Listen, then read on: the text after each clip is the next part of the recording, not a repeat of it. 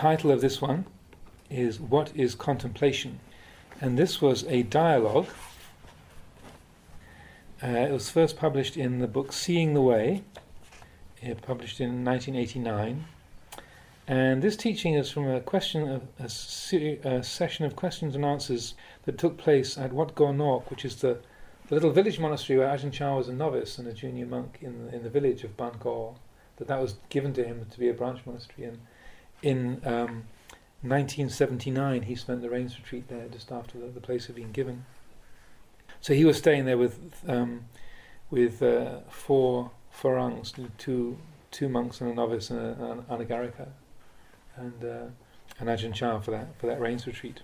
And then a group of the Sangha from Wat Pah Nanachat came over. So that Ajahn Jagaro was the abbot of Wat Pah Nanachat at that time, so he brought a whole group of people over to pay respects to Ajahn Chah and to receive teachings. And also the dialogue has been rearranged a little bit just to in the book form from the original recording, just to make the flow of dialogue and meaning a little bit more easeful.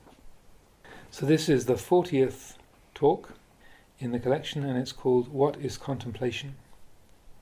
Question: when you teach about the value of contemplation, are you speaking of sitting and thinking over particular themes, the 32 parts of the body, for instance? Ajahn Chah: that's not necessary when the mind is truly still. When tranquility is properly established, the right object of investigation becomes obvious. When contemplation is true, there's no discrimination into right and wrong, good and bad. There's nothing even like that. You don't sit there thinking, oh, this is like that is like this. That's a coarse form of contemplation. Meditative contemplation is not merely a matter of thinking. Rather, it's what we call contemplation in silence. Whilst going about our daily routine, we mindfully consider the real nature of existence through comparisons. This is a coarse kind of investigation, but it leads to the real thing.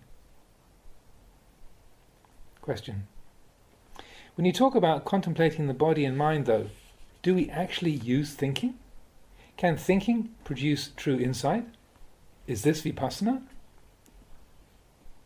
In the beginning, we need to work using thinking, even though later on we go beyond it. When we're doing true contemplation, all dualistic thinking has ceased, although we need to consider dualistically to get started. Eventually, all thinking and pondering comes to an end. Question: you say that there must be sufficient tranquility, samadhi, to contemplate. Just how tranquil do you mean? Tranquil enough for there to be presence of mind. Question: do you mean staying with the here and now, not thinking about the past and future? Thinking about the past and future is all right, if you understand what these things really are. But you must not get caught up in them. Treat them the same as you would anything else. Don't get caught up. When you see thinking as just thinking, then that's wisdom. Don't believe in any of it. Recognize that all of it is just something that has arisen and will cease. Simply see everything just as it is. It is what it is. The mind is the mind. It's not anything or anybody in itself.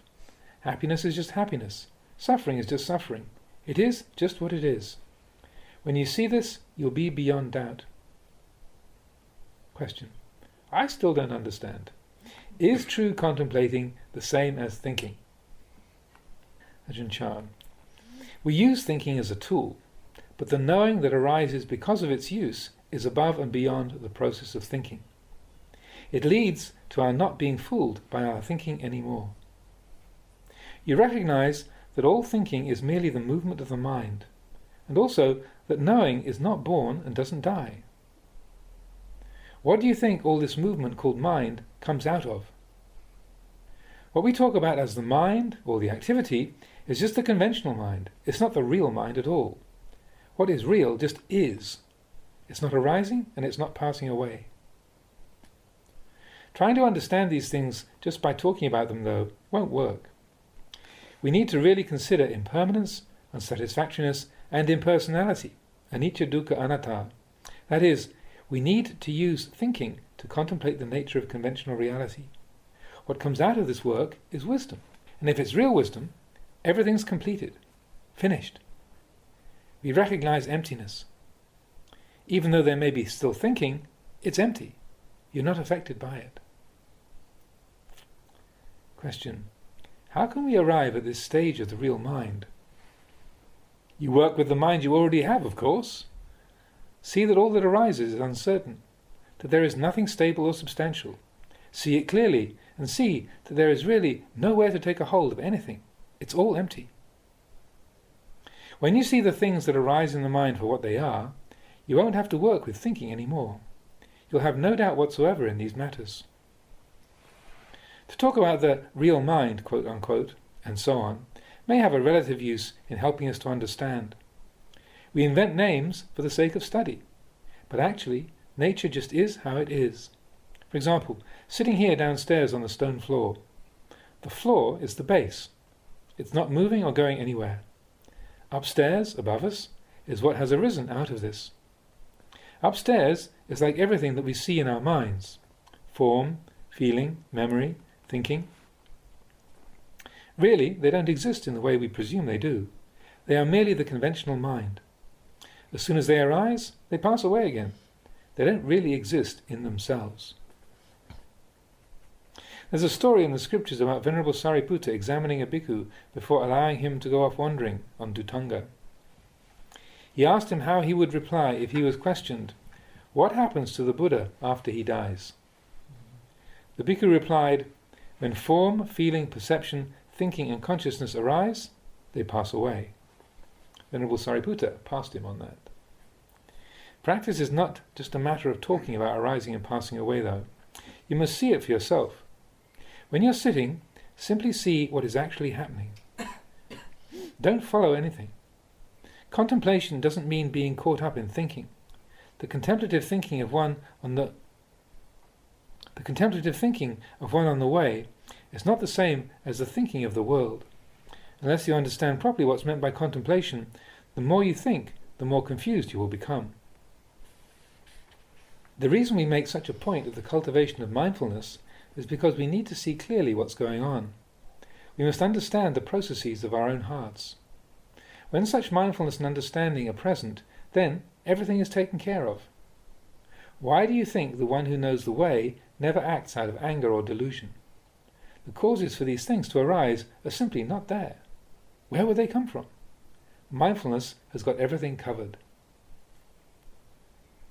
Question: is this mind you're talking about called the original mind?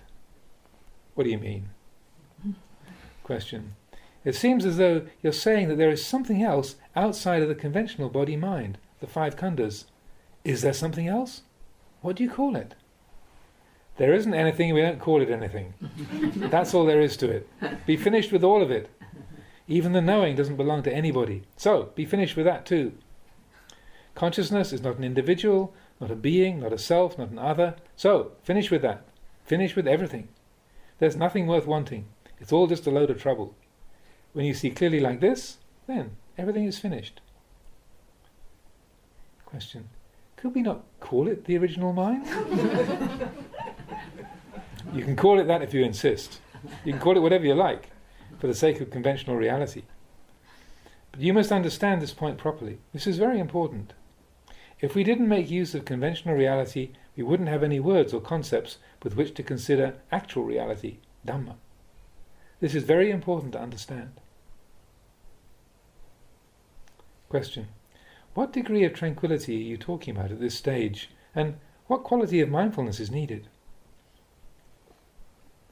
Ajahn Chah: you don't need to go thinking like that. If you didn't have the right amount of tranquility, you wouldn't be able to deal with these questions at all. You need enough stability and concentration to know what's going on, enough for clarity and understanding to arise. Asking questions like this shows that you are still doubting. You need enough tranquility of mind to no longer get caught in doubting what you're doing. If you had done the practice, you'd understand these things. The more you carry on with this sort of questioning, the more confusing you make it. It's all right to talk if the talking helps contemplation, but it won't show you the way that things actually are. The Dhamma is not understood because somebody else tells you about it. You must see it for yourself. Pachitam. If you have the quality of understanding that we've been talking about, then we say that your duty to do anything is over, which means that you don't do anything. If there's something still to do, then it's your duty to do it. Simply keep putting everything down and know that that's what you're doing. You don't always need to be checking up on yourself, worrying about things like how much samadhi. It'll always be the right amount. Whatever arises in your practice, let it go. Know it all as uncertain, impermanent. Remember that. It's all uncertain. Be finished with all of it. This is the way that will take you to the source, to your original mind.